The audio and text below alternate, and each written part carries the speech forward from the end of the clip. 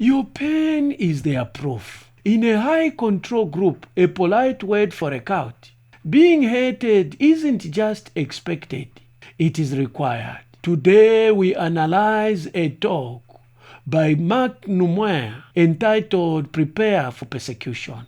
Mark is a helper to the teaching committee. If you are new here, you are welcome. If you are not, welcome back. This is Tell Me Dr. K, a channel manipulative religious leaders like the governing board of the Jehovah's Witnesses wish you never discover. If you crave for deep dives like this, subscribe and smash the notice bell for more. The architecture of fear. Decoding the preparation for persecution narrative. What if you were told that every criticism you hear about your community isn't just an opinion, but a supernatural attack? What if the simple act of voting or celebrating a holiday was actually an allegiance to a demonic system? Today we are analyzing a talk entitled Prepare for Persecution. On the surface, it calls for courage. But beneath the surface, there is a complex architecture of interpretation designed to create a world where isolation in safety and suffering is the ultimate proof of the truth. The shield reproach. The story begins with a warning: they will lie about you.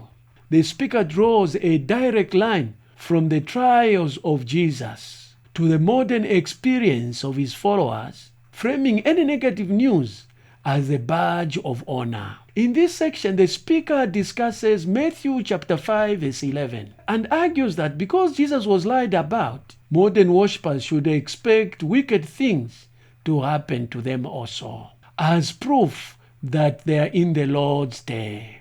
Here is the clip. Now, at Matthew chapter 5 and verse 11, Jesus said people would lyingly say every wicked thing against lovers of truth.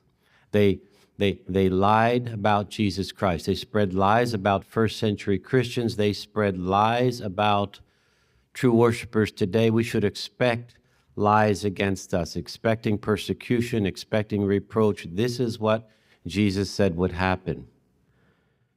And especially during the Lord's Day, which we are living in right now, prophecies indicate that even at this time, reproach and persecution would become clearly evident. For example, let's open our Bibles to Revelation chapter 13 and see how this applies in our day. Revelation chapter 13, we should expect and prepare for persecution. Now, the speaker here creates a shield of reproach.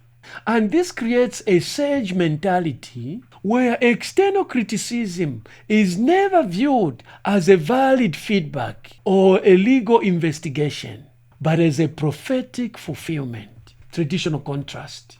Whilst the Bible talks about persecution and suffering, traditional theology distinguishes between suffering for righteousness and suffering for wrongdoing. 1 Peter chapter 4, verse 15. This narrative bypasses self-reflection, turning all opposition into a validation of truth, the monster in the mirror. The narrative then introduces a villain, the wild beast. Now, this isn't a monster from a myth. It is the very world we live in, its government, its medicine, and its progress. The speaker identifies the beast from Revelation chapter 13 verse 1 as Satan's political creation and warns that even technological advancements are traps designed to win human admiration. Now, Revelation chapter 13 and verse 1, it speaks about a wild beast. Now, this wild beast is Satan's political creation among the masses of mankind. But something about this wild beast that we need to understand, and let's now go to verse 3.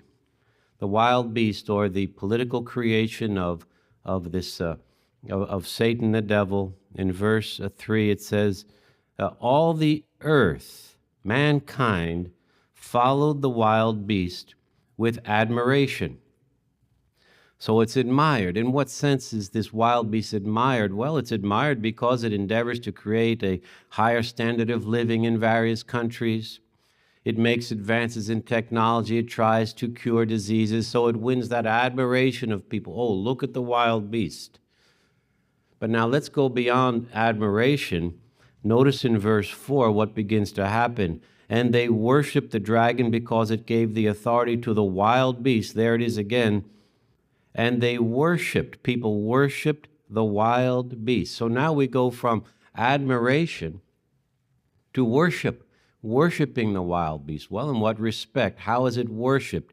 It's worshiped when people say love of country before love of God. They put love of country, their devotion in nationalism before their love of Jehovah God. So from admiration to worship. But now notice verse 7, what happens. And it was permitted to wage war with the holy ones, true, and conquer them. And it was given, now notice this, authority. So now the wild beast is given authority over every tribe, people, tongue, and nation. Authority, worldwide, authority over the worldwide system of rulership, tribe, people, tongue, and nation. And now it uses its authority, especially against Jehovah's people, to clamp down on the work that Jehovah God has given us to do, to try to ban our work, persecute us.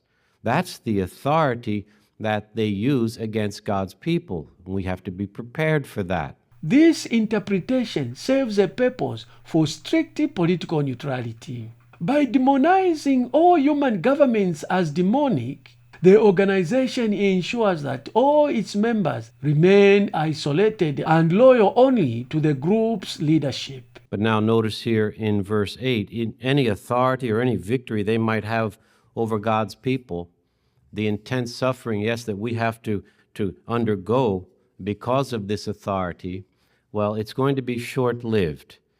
And notice in verse 8 why we say that. It says, not one of their names, that those in Satan's organization, not one of their names has been written in the scroll of life.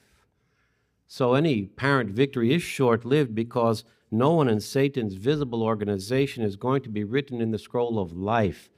The only ones written in the scroll of life here are those who rule with Jesus Christ. So again, any apparent victory that they might have over God's people is merely temporary. However, we go further in verse 9, and now we have a warning. Verse 9 says, if anyone has an ear, let him hear. Well, what does this mean? Well, John now is giving direction for us to have discernment. If we have an ear of discernment, we have to hear, we have to listen. Why? Because Jehovah God is allowing the wild beast to have this type of authority. It's allowing the wild beast to operate. It's allowing the wild beast to go to these lengths. So we have to have discernment and understand what this means in our life. Well, what does it mean? Well, verse 10. If anyone is meant for captivity, he will go into captivity. So there's the persecution again. As some of us will go into captivity, or our brothers are already in captivity. We think about those in Russia or in Eritrea. They've been in captivity, but we go into captivity then. We don't compromise. We hold on to Bible principles. A little bit further, it goes on in verse 10. And if anyone will kill with the sword, he must be killed with the sword. So there it is again. Now, some of our brothers have lost their lives. They've given their lives because of not compromising. They're integrity keepers. And this is our lot in life. It could mean any one of us. But the fact is, that's why we have an ear of discernment. And now it goes on in verse 10 and says, this is where it calls for endurance and faith on the part of the holy ones. So it will take a tremendous amount of endurance, not giving up hope in the face of an obstacle, and faith, this trust and conviction that whatever Jehovah God allows will certainly ultimately end up being in our best interests at the end. So faith, courage, endurance, not compromising, and always basing our decisions on Bible principles. Now, John goes further in verse 11. He identifies now another wild beast. He identifies a beast. This one it's a two-horned wild beast. Notice that there in verse 11. That's the Anglo-American world power. That's a two-horned wild beast. Now in verse 14, we have another beast. This is the image of the wild beast, and that's the United Nations. So the Anglo-American world power. But look what it does there in verse 14. And in verse 15, it breathes life into the image. So the Anglo-American world power breathing life into the image, the United Nations. Why? So that it can play a role in world history. It can move and exist and act and play a role in world history. And that's exactly what we see happening today during the Lord's Day. Traditional contrast. This sharply contradicts teachings like Romans 13, where the state is described as a servant of God for maintaining order. But most traditional scholars view the beast as a specific historical or future figure, not a blanket condemnation of all human civic effort. The identity mark. The tension rises as the beast demands a mark. In this story, the mark isn't just a physical tattoo. It's a choice of identity found in small details of daily life. The speaker describes the mark of the beast on the hand and forehead as a symbol of supporting nationalism or celebrating worldly holidays. Here is the clip. But now verse 16, it's something again that we need to discern and understand and have that ear of discernment. Verse 16, now it, again the wild beast, it puts under compulsion all people, the small and the great, the rich and the poor, the free and the slaves, that these should be marked on their right hand and on their forehead. So now we're speaking about a mark that the wild beast wants to give all of us, all people. You see, this wild beast used by the devil to maneuver the wild beast to promote intense suffering, particularly on the part of Jehovah God's people. So a mark on the right hand showing active support, actively supporting the wild beast, giving into nationalism, worldly holidays, and so forth. This is the mark of the beast. The right hand is a symbol of action and active support. And then notice even the forehead, mark on the forehead, public identity. This is who I support as well. It affects one's thinking. So the mark of the beast is something that, again, the devil uses. It's a demonic mark so that one's promotes suffering for those who do not have the mark. And verse 17, and nobody can buy or sell except a person having the mark, the name of the wild beast, buying or selling. So you can imagine that demonic mark of the wild beast. Anyone engaged in activities, normal activities such as buying or selling, is pressured to do things the way the wild beast wants them to do it. And again, whether it be holidays or supporting nationalism, they are expected to worship the wild beast. Let it rule their lives so as to receive its mark.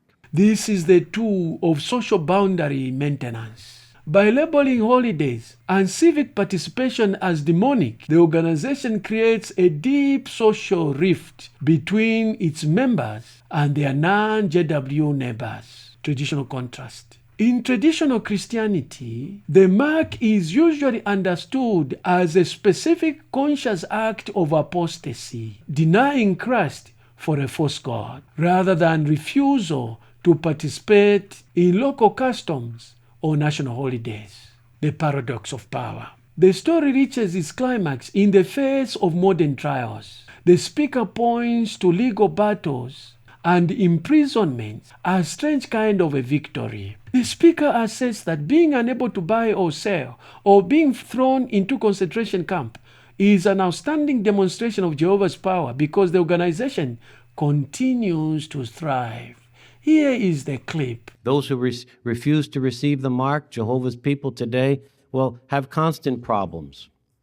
And this has been true for over decades. We've had to fight court battles because of not having the mark, endure violent mobs because of not having the mark, thrown into concentration camps, endure lengthy imprisonments because of not having the mark.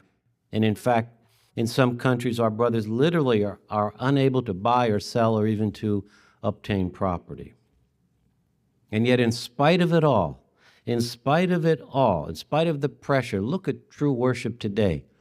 Look at the way true worship is not just alive and well, but thriving and vibrant. This is an outstanding demonstration of Jehovah's power, his spiritual protection upon millions of his worshipers earthwide, integrity keepers. And this indisputably shows that true worship will never be extinguished from the earth. John 2 sees a great crowd that survived the Great Tribulation. So we're thrilled to be able to defend the truth in spite of this type of persecution. It's our privilege to do so. And so it's true. Peter said that people will speak abusively of us. That's true. And we're going to expect persecution. We expect reproach. But in spite of it, we are determined not to compromise our faith, not cower in fear, not tremble at men, but continue to courageously magnify Jehovah God right down to the end. The critique. This serves as a retention strategy. By framing legal consequences as privileges, the organization transforms personal loss into a divine trial, making it harder for members to question policies that led to the trials in the first place. Traditional contrast. Traditional theology recognizes that many groups, religious and political, thrive under pressure. Growth is not considered as an indisputable proof of God's favor. Traditional context emphasizes that the great crowd, Revelation 7 verse 9, is a diverse body of all believers rather than one specific modern corporation. A story of preparing for persecution ends with a call for courage. But as the narrative reveals, the courage is built on a specific foundation, a belief that an entire world system is an enemy and that the organization is the only safe place for members. When we peel back the layers, we find a narrative that uses the Bible to enforce isolation and silence critique. The full significance of this story isn't just about preparing for hard times. It's about redefining reality so that the only voice to trust is the one telling the story. This is Tell Me, Dr. K, a channel manipulative religious leaders like the governing board of the Jehovah's Witnesses wish you never discover. Because on this channel, we cut through the noise and expose what they are hiding beneath. If you crave for deep dives like this, subscribe and smash the notice bell for more.